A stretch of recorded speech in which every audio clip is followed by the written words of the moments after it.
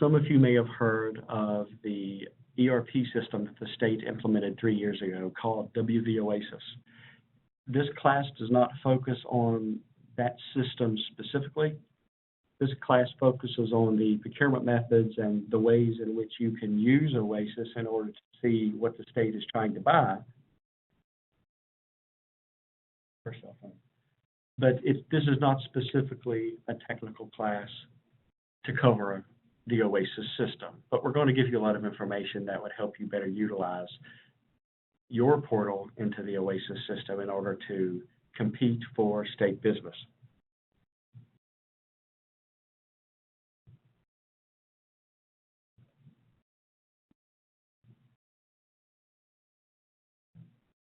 Now, one thing that I want to mention about the WVOASIS system, it replaced a lot of databases that the state of West Virginia was using separately.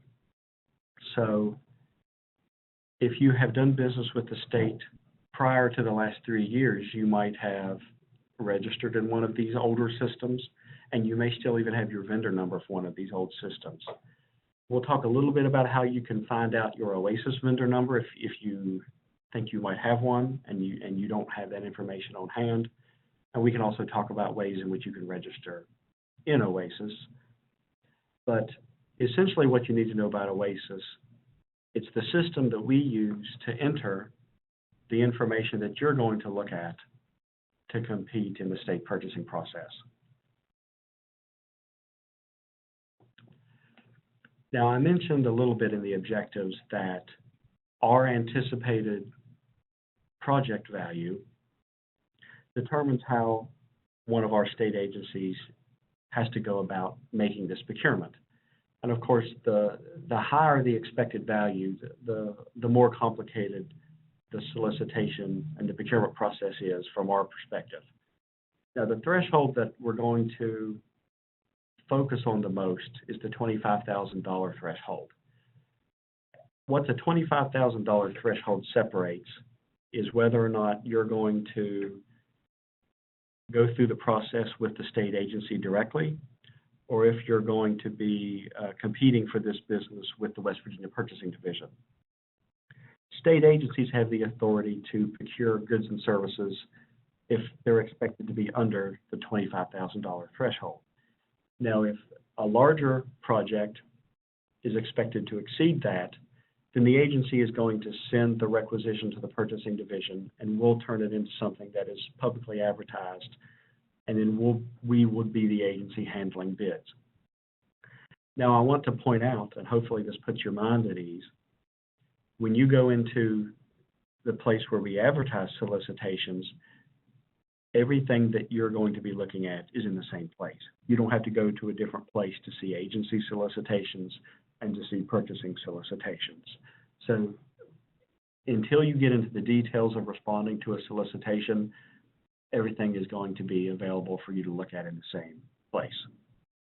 But the threshold does affect how we move forward with that and who you'll be working with. Now, the first stage of the competitive bid process that we like to talk about is the purchasing division's vendor registration requirement.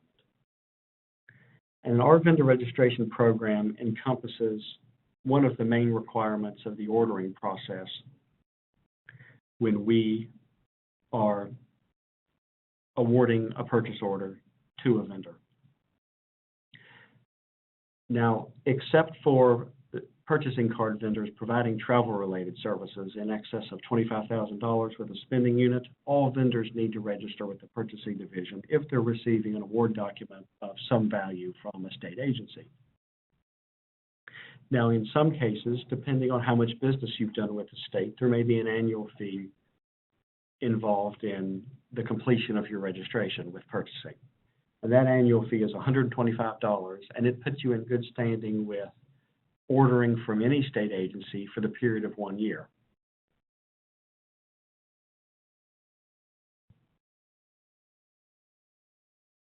Now, if you're a company that has multiple branches that are operating in West Virginia, maybe in other states, you don't have to pay that annual fee for every branch. If you're sharing the same tax identification number, the registration requirements would only apply to once per federal tax ID.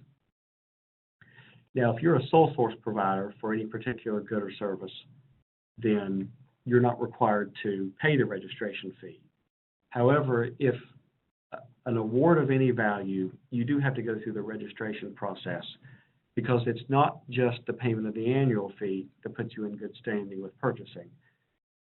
When you register with us, there's a disclosure of information that you make to the state that tells us who we're doing business with. Since we're not spending corporate dollars, we're spending taxpayer dollars, there's accountability involved with anyone that we send a purchase order to. So the Purchasing's vendor registration program is a way for us to build trust and have on file who the state is doing business with before we do it. Now, there's several avenues that the vendor community has in regard to getting in good standing with the Purchasing Division's vendor registration program. Now, the quickest and easiest way in which you can register is through the vendor self-service portal at WVOASIS.gov. Now, when it comes to the ERP system that we alluded to, we're talking about the same body of data, but we go in through a portal called OASIS, and the vendor community goes in through a portal called Vendor Self-Service. There are two doors to the same room. We just each have our own entrance. Now, the Vendor Self-Service portal gives the vendor community a lot of power and flexibility and information when it comes to the procurement process in West Virginia. It allows you to see the advertisements that I mentioned earlier, which are going to be in a publication called the West Virginia Purchasing Bulletin. And the Purchasing Bulletin shows not only what the state is needing to buy in excess of $25,000 that's coming through our office at Purchasing, it also gives you the ability to see what agencies are trying to procure on their delegated authority level in excess of $5,000. So when you go into the Purchasing Bulletin in the Vendor Self-Service portal, you're looking at statewide everything that agencies from all 55 counties are requesting bids on in excess of $5,000 at any given time. So there's a tremendous amount of opportunity for you to potentially participate in the competitive bid process for all these commodities and services that every state agency is trying to procure at that given time. Now, one thing I want to mention, if you go in and set up an account in Vendor Self-Service, when you enter your information in that system, you set up a user ID and a password, and then you'll get an email confirmation from the system saying something to the effect of, "Congratulations, you're registered in Vendor Self-Service." And I don't want that to lead you to believe that you're being automatically registered with any state agency, such as the Secretary of State, Purchasing Division, Finance Division, etc. Creating an account in Vendor Self-Service only gives you a login ID to Vendor Self-Service. If you want to take it a step further and register with a specific state agency, then each agency's individual requirements still apply. Now, from the Purchasing Division's perspective in regard to our vendor registration program, as I mentioned before, the quickest way for you to be in good standing with us on the ordering side of a transaction is to register online. And the two ingredients of our registration is that disclosure of information and the payment of that annual fee. Now, we know that not our vendor community entirely cannot go through the process of registering online, either because there's not high-speed internet in your area, or because you could very well be a vendor whose business does not require a high amount of technical expertise. And that's fine, because technical expertise is not a prerequisite to competing and participating in the competitive bid process. So if you're familiar with our registration program going back a few years before, prior to WVOASIS, it was a paper-only registration program. and we still accept the WV1 and WV1A hard copy registration forms in order for a vendor to be to get into good standing with purchasing's vendor registration program. Now, you only have to do one or the other. If you register online, you don't have to fill out the paper form, and vice versa.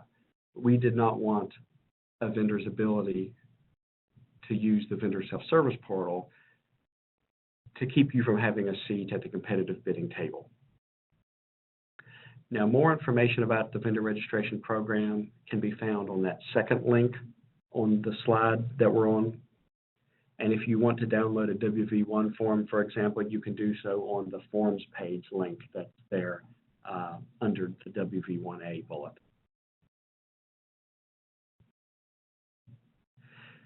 Now, depending on the level of homework you want to do when it comes to the state procurement process, what the state is trying to buy, what other vendors have offered for those solicitations, and who is being awarded contracts by the state of West Virginia, there's some information in the vendor self-service portal, and there's also some information on wvpurchasing.gov under transparency.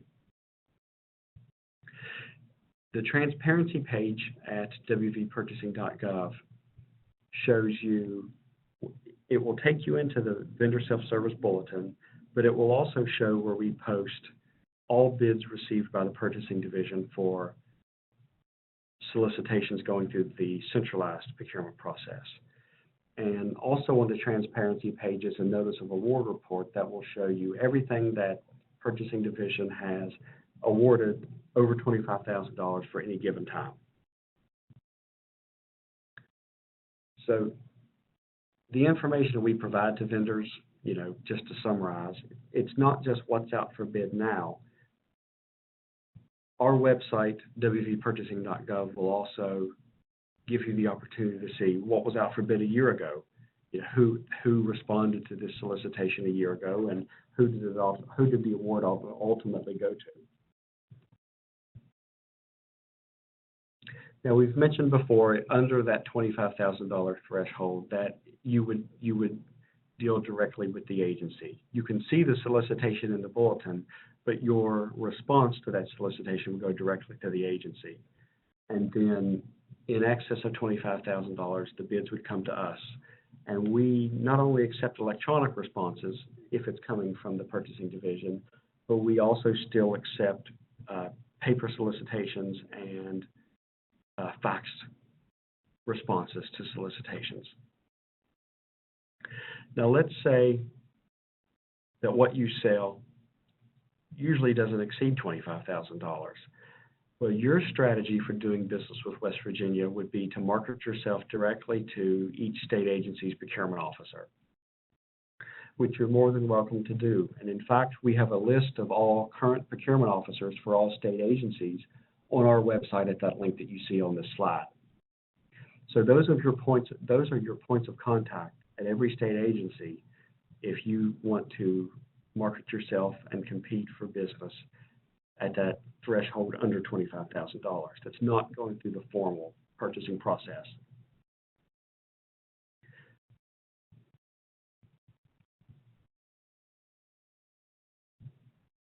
Now, when you create an account for your company on the vendor self-service portal, you can create multiple login IDs. There's several people at your company that you want to have access to this system. You can create more than one tax ID for your OASIS vendor account.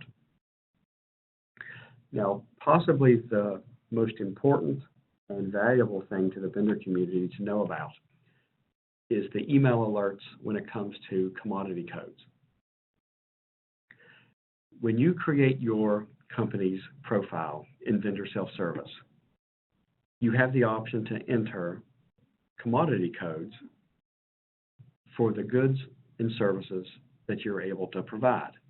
And if you don't know what a commodity code is, we use a global system of identifying a series of hundreds of thousands of different commodities and that are classified with something we call commodity codes. Now, the library we use for our commodity codes is from the United Nations, called it's the UNSPSC set of commodity codes.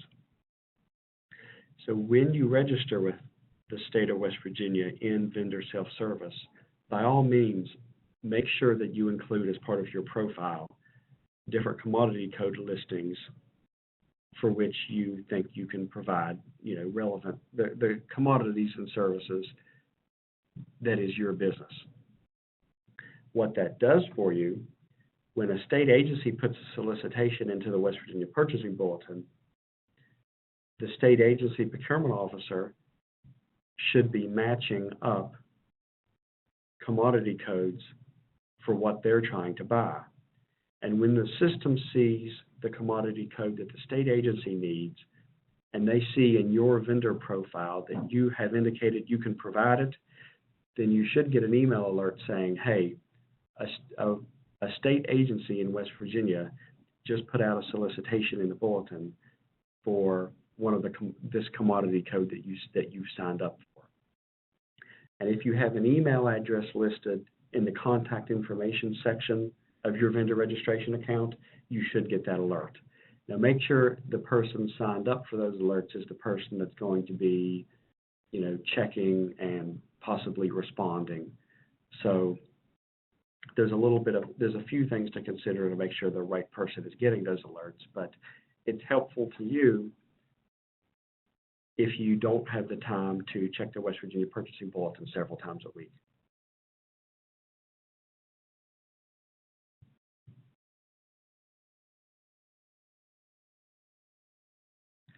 Now, if you let's say you did business with the state of West Virginia a few years ago, you might recall that the Purchasing Bulletin was published by the Purchasing Division and only included things that were coming through our process.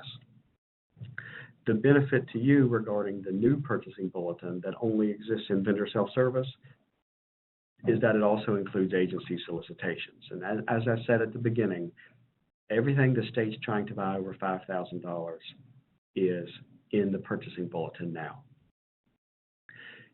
When you look at the solicitation number in the bulletin, it's either going to start with an A or start with a C. And that's indicative of whether it's over or under that $25,000 threshold, whether it's something under that an agency is trying to buy or something over that's going through the Purchasing Division's process.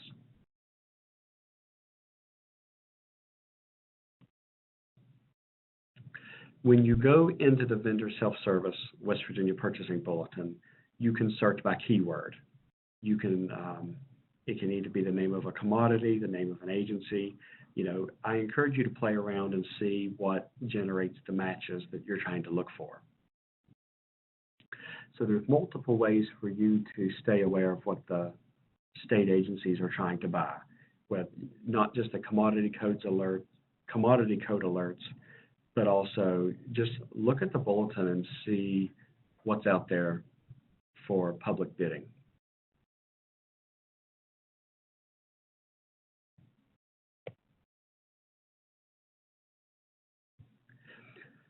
When you look at the different projects advertised in the Purchasing Bulletin, you'll see different categories for the solicitation type.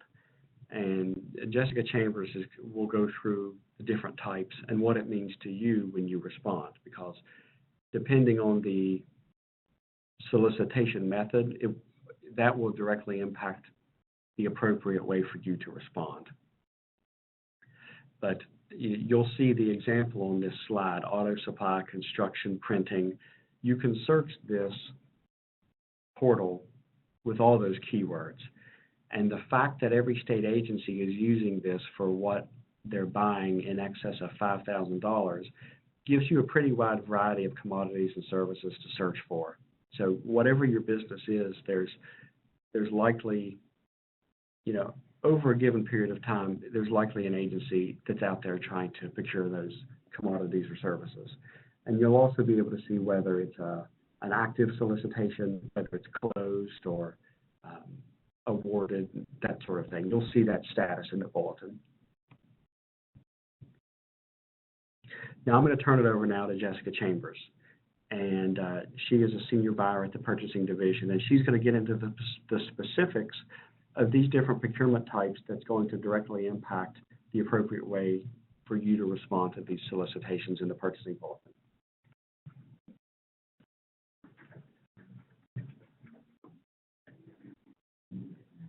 So I'm going to talk about the purchasing methods, through the purchasing bulletin available.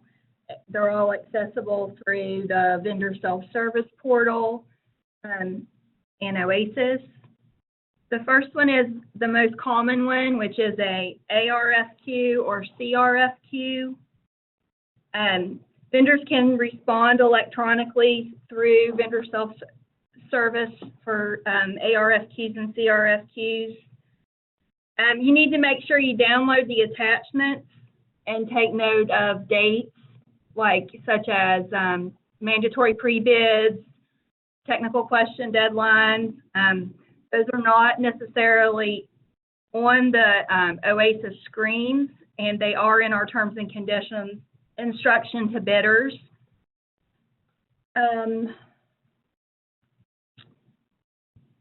The ARFQ and CRFQ is low bid meeting all the mandatory requirements.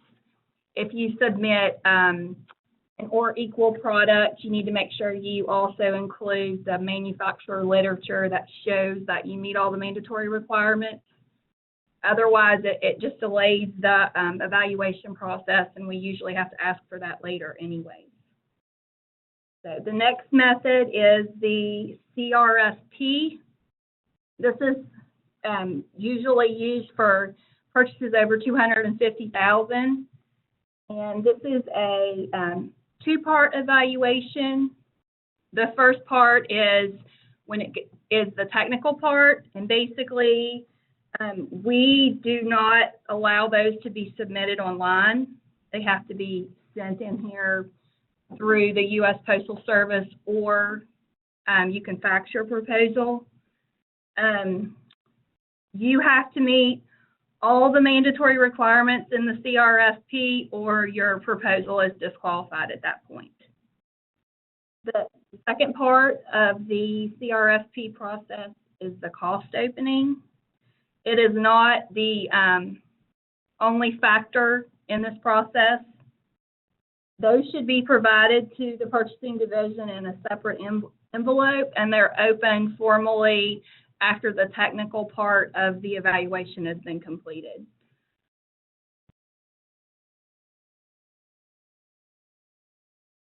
The high scoring vendor gets awarded the CRFP contract.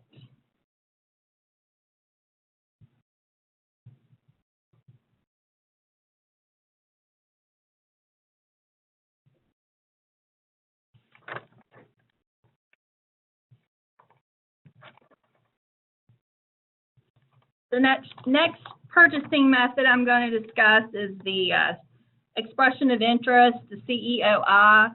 This is for expressions of interest where the project sum is greater than $250,000. Vendors cannot respond to the CEOI online. We prohibit online responses. So you must submit your bid or your proposal to the purchasing division either by hard copy or fax. The last page of the fax must be received prior to the bid opening time of 1:30, or it won't be considered. This is used for architectural and engineering services. The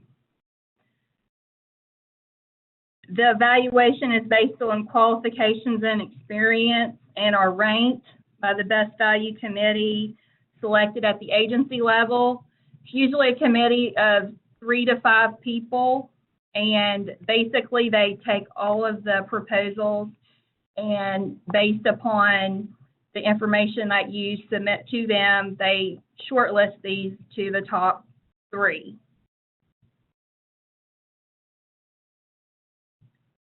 Then they'll contact you for an interview once you're shortlisted, and the high scoring vendor will be recommended to the purchasing division for approval to negotiate.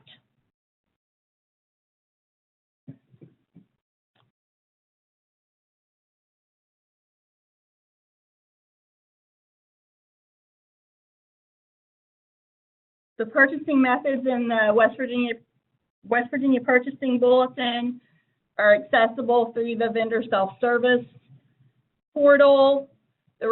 We sometimes do a CRFI that's not done very often, and it's primarily used for the purpose of comparison of a product to develop specifications that are competitive, and also market research. And no award can be made from a CRFI.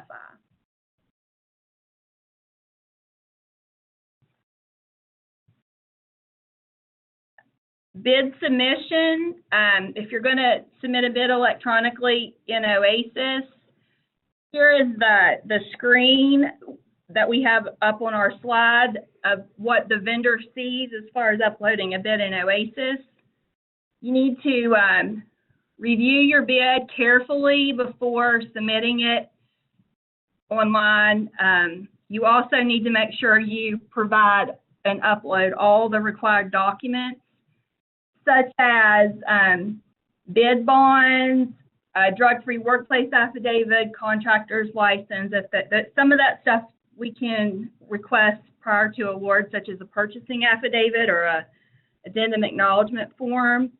Some forms are required by law to be submitted with your bid, and those need to be uploaded into your response.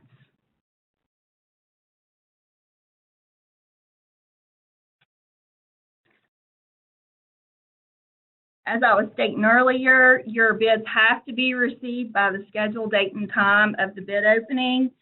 If you wait until the last minute to submit your bid and it comes in after the 1:30 deadline, it's thrown out for being late.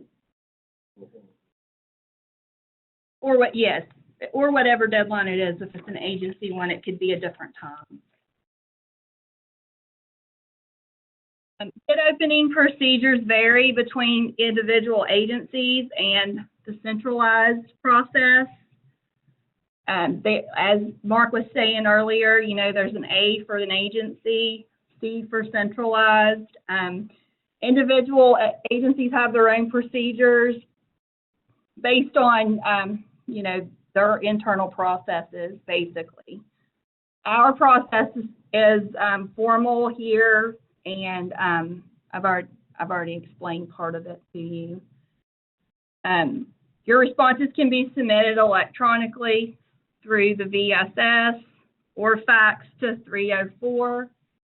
304-558-3970 or submitted on paper to our office. We do a formal bid opening here at 1:30, and it's on the first floor conference room where all of the bids, who submitted a bid and the cost are read out loud.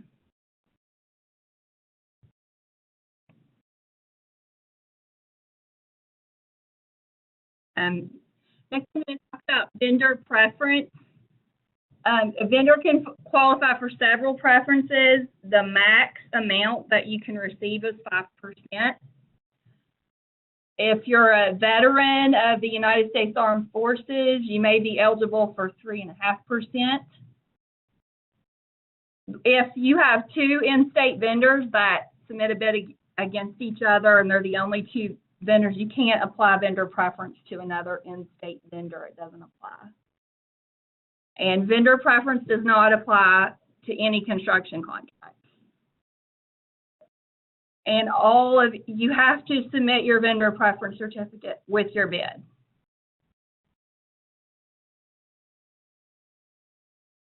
Other important evaluation factors, a non-resident vendor who is certified with the purchasing division as a small woman-owned or minority-owned business will receive the highest preference made to a resident vendor with the solicitation for which the SWAM business has submitted a bid. If no preference is made available to a resident vendor, the non-resident SWAM business will not receive a preference. Special requirements for bidding. The purchasing affidavit is required prior to award. You have to be in good standing with the West Virginia Secretary of State's office. You have to be registered with the West Virginia Secretary of State's office. This applies to out-of-state vendors as well as in-state vendors.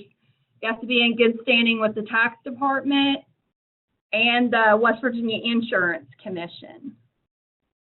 Bonds are mandatory with all construction contracts, and a bid bond is required when you submit your bid to us. Without that bid bond, your bid will be thrown out. It should be for 5% of the total bid amount, or it can be for the total bid amount. The total bid amount applies to the performance bonds, labor and material bonds, which we request those bonds prior to award.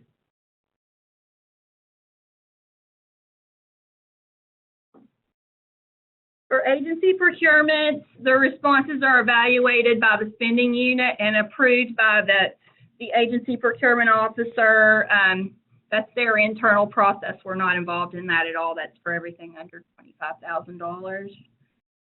For centralized procurements, we, the purchasing division, are the only entity that can authorize or issue change order to contracts over the $25,000 threshold.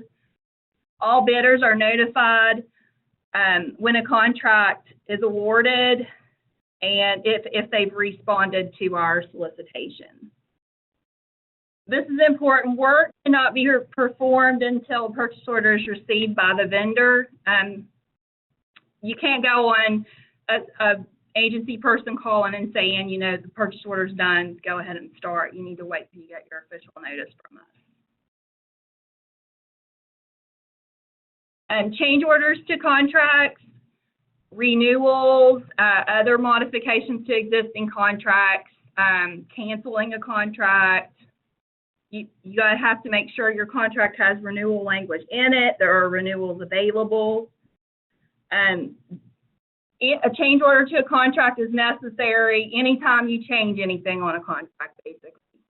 Yeah, you can't just, you know, any formal change to a contract requires a change order process through our office. No work, oh, you're fine. Yeah. You're fine. No work shall be performed by the vendor until the vendor receives a written notice of approval for the change order. We will send you a formal notice of the change order, and an agency will send you a formal notice as well.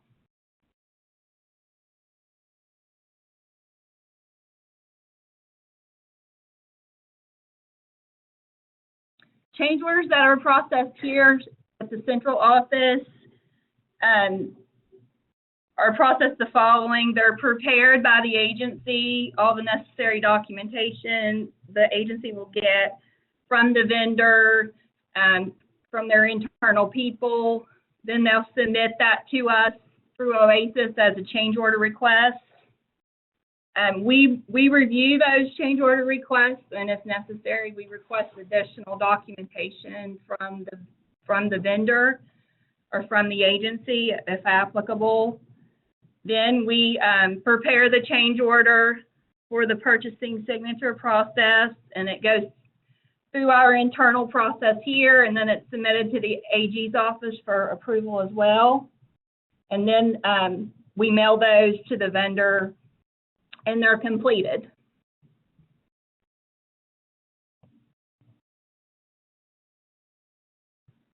Here's a few things to remember.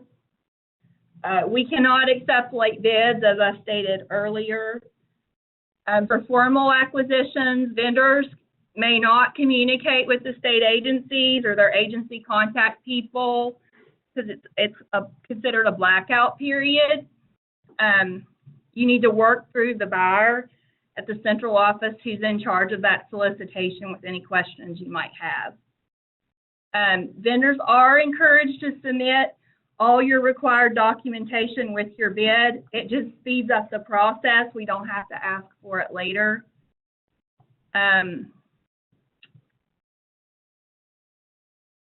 We have some URLs here to our agency terms and conditions and our purchasing master terms and conditions.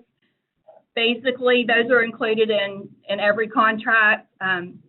With construction, there's additional terms and conditions. With engineering contracts, there's additional terms and conditions as well.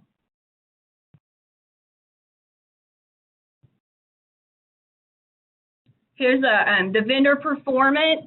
After a contract's been issued, it's very important that you as a vendor communicate any performance, product delays to your agency contacts so they are aware. If there's a problem, you need to let them know almost immediately as soon as you do, just to eliminate any miscommunication or that, you know, they're waiting and they don't know why, that kind of thing. The agency will document communication made with vendors on problems and any efforts that they've made to resolve those problems. If there's multiple attempts to resolve an issue and they failed, the agency will contact us for further guidance and may even file a vendor performance evaluation if necessary. And there's two types of protest procedures. The first is a protest of the specifications, and that must be submitted in writing to the purchasing director at least 5 days before bid opening. If you're going to protest the award of a contract, that needs to be submitted in writing to the purchasing director within 5 days after award of the purchase order. Okay.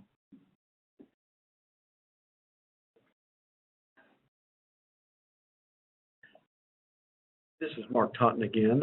We can start taking any questions that you would like to type in, either general questions or registration questions that I can answer, or specific contract-related questions that Jessica Chambers can answer.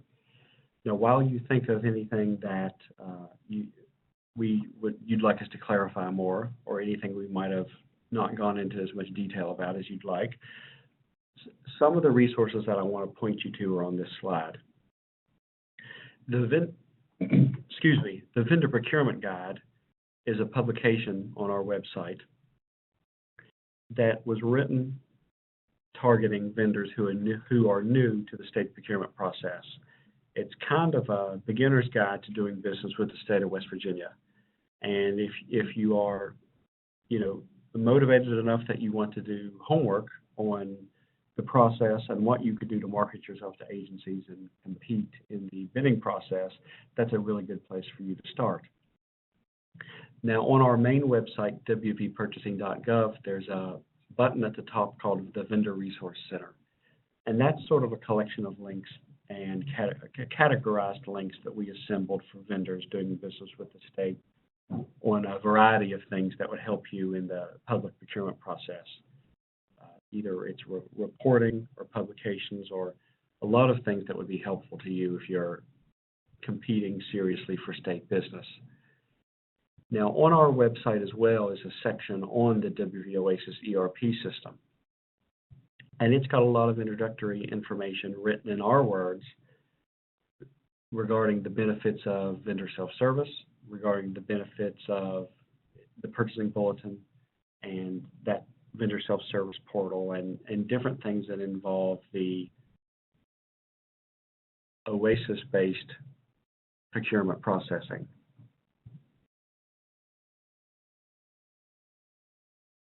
Now, the transparency page on wvpurchasing.gov has a lot of the information that I referenced in terms of what is the state trying to buy, who has made offers to the state on those solicitations, and who is the successful recipient of purchase order. The word transparency is thrown around a lot in state government, and we like to think that the transparency section of our website provides a lot of specific and complete information that if you're looking to go into that level of detail, it's beneficial to you. Now, for the system itself, we do not administer the WVOASIS system or the vendor self-service portal. You know, in a way, we're users of those systems exactly like you. So if there's a technical problem with a password or something to the vendor self-service portal, we're not able to help you with that. You'll have to call their help desk. Now, there's a few questions here that I'm going to address. We know we had some connection problems to this webinar, and we will have a recording available, and Courtney Johnson can provide some more information about that before we end this call on where to get that. And also, I know you have Stephanie Mosley's contact information, and you can reach out to her as well for the recording of this after this webinar. Now, one thing that I want to point out regarding when you are bidding, some of the registration procedures, including our own vendor registration program, it's not required, some of those are not required just to bid. A lot of those things that we talked about are requirements when you are the apparent successful vendor for that contract. But there are fewer things required and very, very few things required just to submit a bid on a solicitation that's being advertised. And that is so there are fewer barriers for you to compete for state business than what there would be if you're actually the successful vendor who's about to get a state contract. You know, the more bids that we receive, the better it is for the state of West Virginia, and the more opportunities it is for the vendor community to compete for state business. So participation in this process is good for everybody. Now, regarding a question that we have here on required signatures, I want Jessica Chambers to answer that because I know she can do a better job than I can, and we may need to ask you for a little bit of clarification on what you're asking.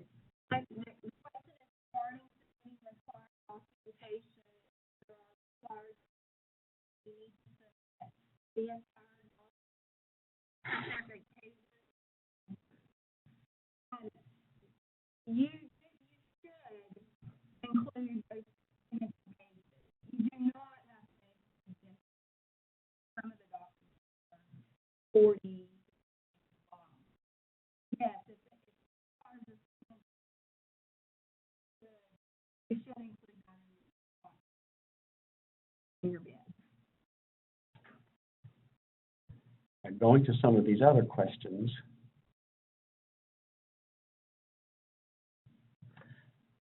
Okay, one of the questions is in regard to a state agency placing a $1,500 order every month or every other month.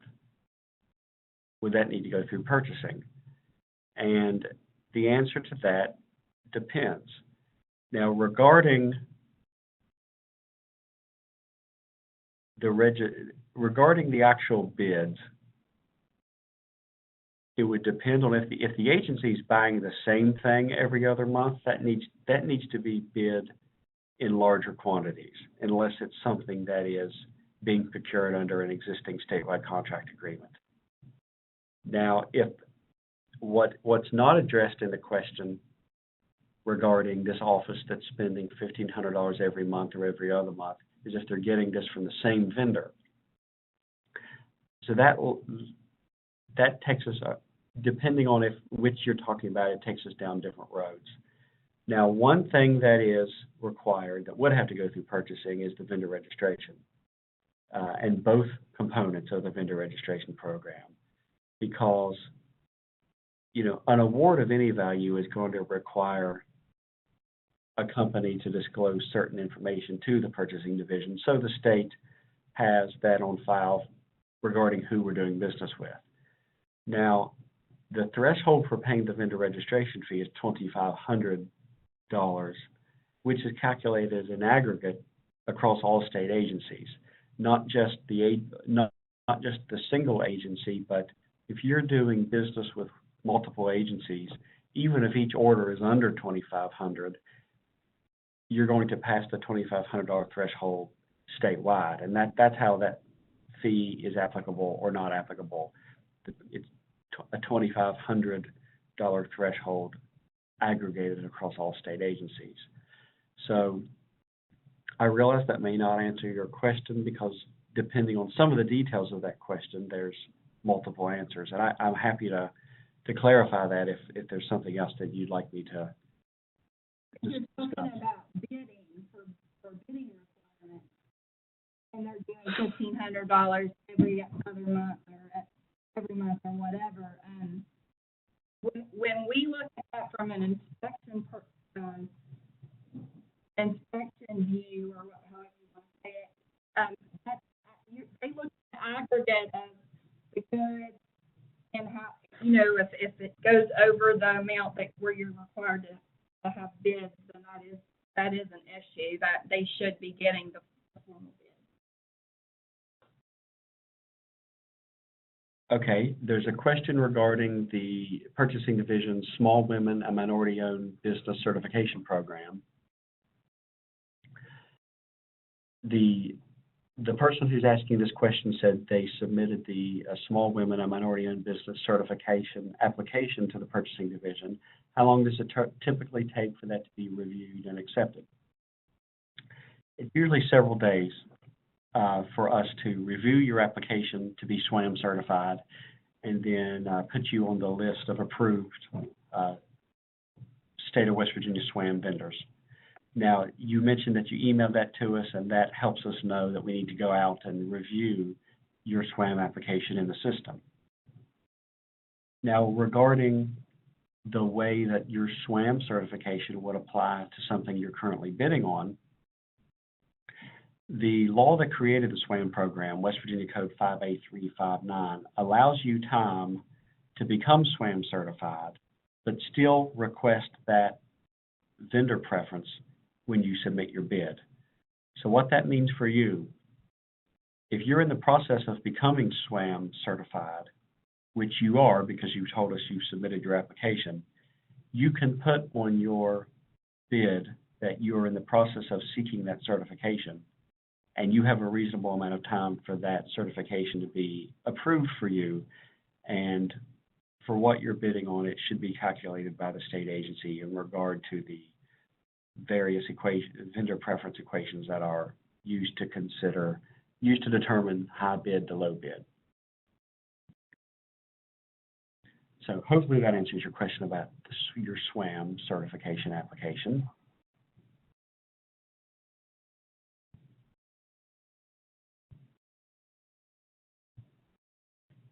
Okay, another question is also related to the Small Women and Minority-Owned Business Certification Program. How are veteran preferences applied? And that is one of the parts of the SWAM program for which you can apply for SWAM status. And regarding how it would be applied, it depends on the total breakdown of all the responding vendors to that solicitation. So that it's hard, there's not a one-size-fits-all answer for how SWAM might affect the outcome and to what extent, because it depends on the breakdown of who else is requesting various preferences.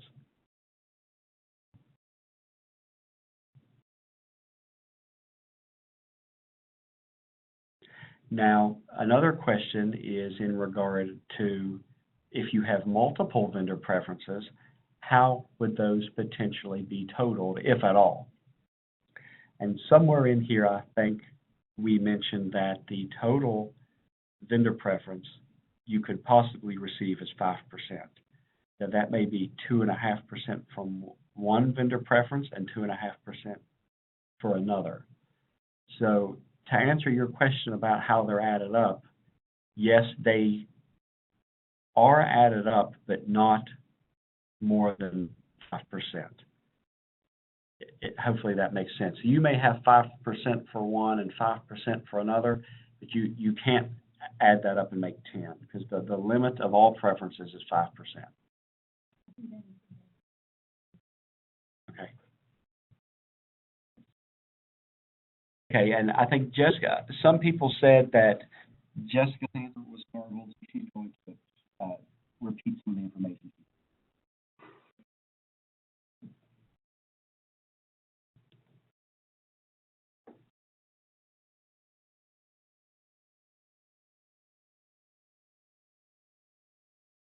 Question was, can you hear me now? The question was in regards to submitting signatures on a bid. You know, like if there's a page that requires a signature, should you submit it all with your bid or not? And yes, if it's a page like the certification page on the terms and conditions, or an addendum acknowledgement form, or you know, like there's a page where we require your contact information if it's going into an open-end contract. Yes, you need to include those in your response. Upload those into your electronic response if that's the way that you choose to bid.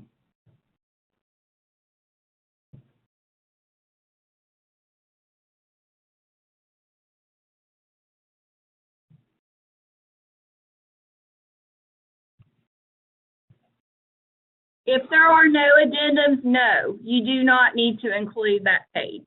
Only if there are addendums that apply.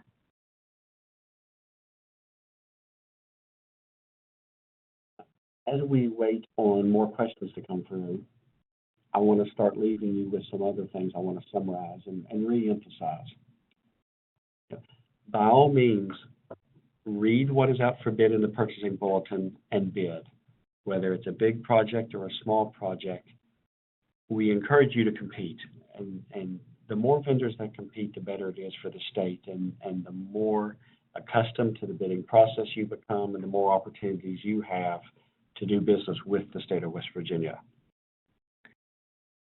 In addition to setting up your profile in vendor self-service at WVOASIS.gov, if you want to get into the homework of it, go to wvpurchasing.gov and read the things that we've posted to help vendors who are participating in the competitive bid process or are interested in competing in the competitive bid process.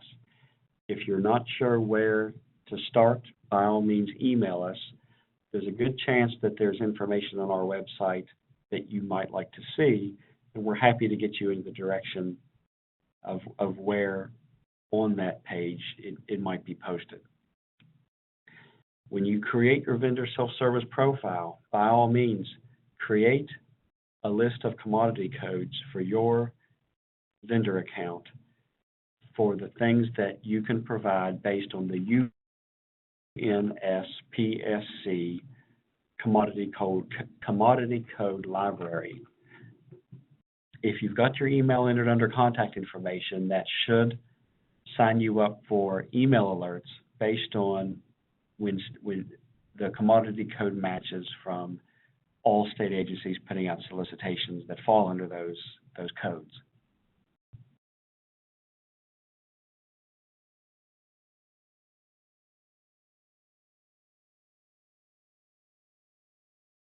You know, while we're all here, we're happy to go into anything else or repeat any information. Ooh.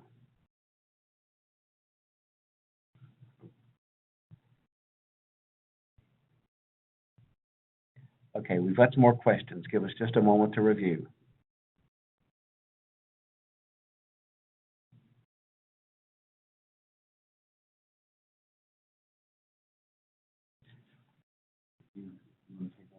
Yeah.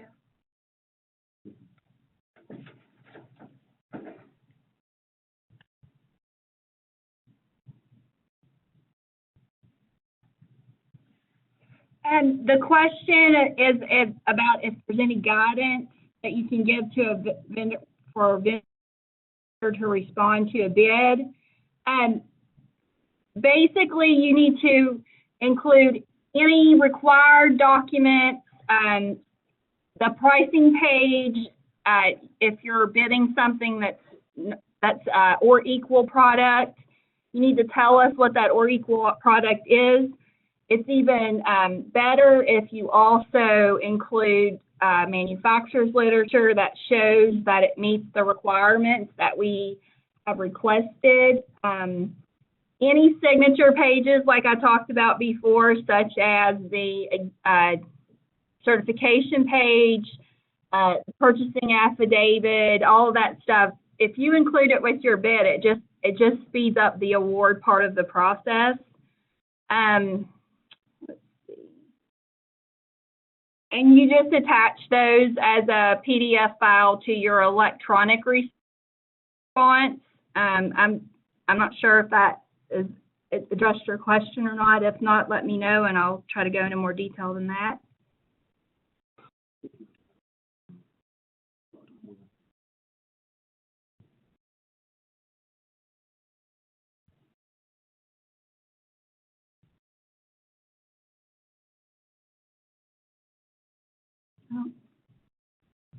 Oh wait. No.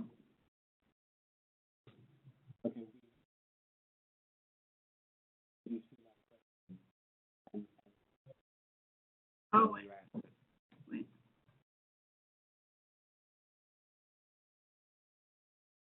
Oh wait. That's not her. We don't want to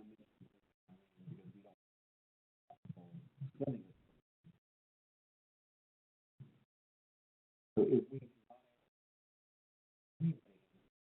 go ahead and type it in and we'll make it right now.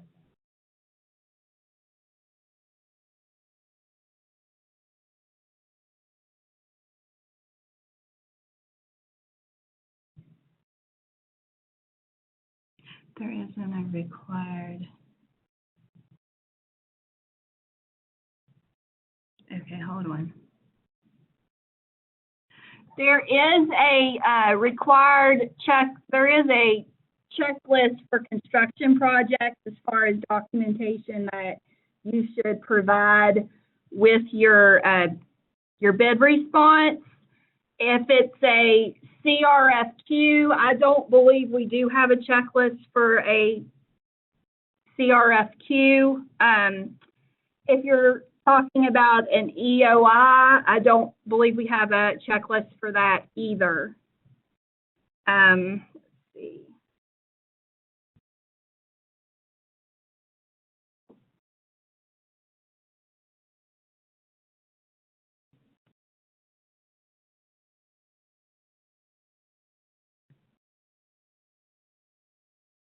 Okay, this should.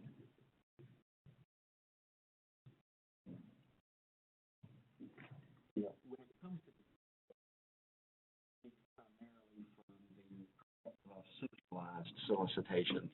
So when it comes to what you're looking at in the purchasing bulletin, remember, you're looking at both agency and central purchasing solicitations. But our expertise comes from the centralized perspective for the most part because we're at the central purchasing office.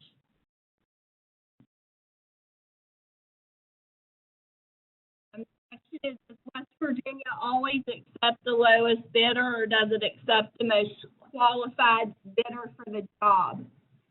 And always is a strong word. With the CRFQ, as I was explaining earlier, it's low bid that meets all the mandatory requirements of the solicitation.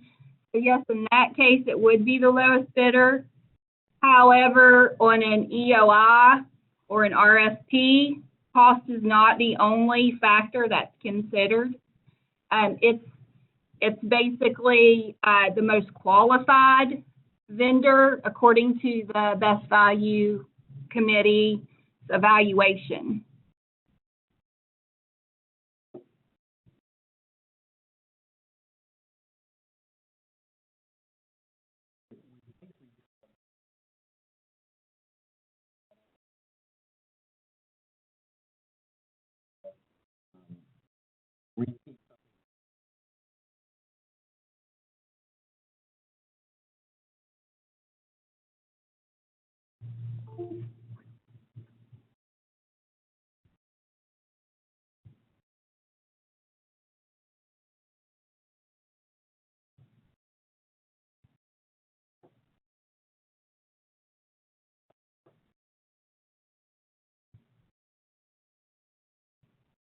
Tell them to wait a minute.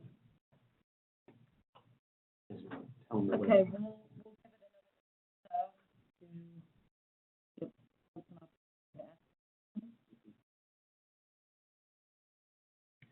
Tell Bob more about this opportunity. Yeah, there's something that they need more information on. Also, if there was a section of the process that you need some more detail, you may not necessarily have a specific question, you just want some detail, we're happy to do that right now also. And we can go back to the presentation.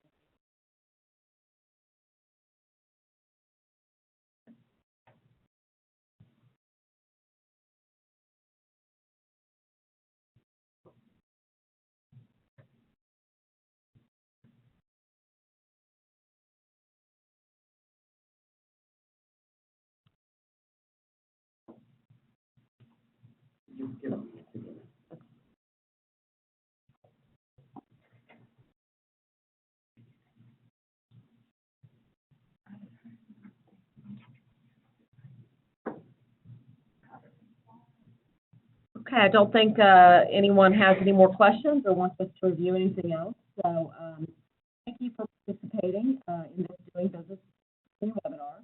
And thank you for your patience. We had some technical issues during the beginning. Appreciate you staying with us through that. Thank you to our presenters, Mark and Jessica, for their insight into the state purchasing process. This concludes today's webinar. Thank you, and have a good rest of your day. Keeps going out.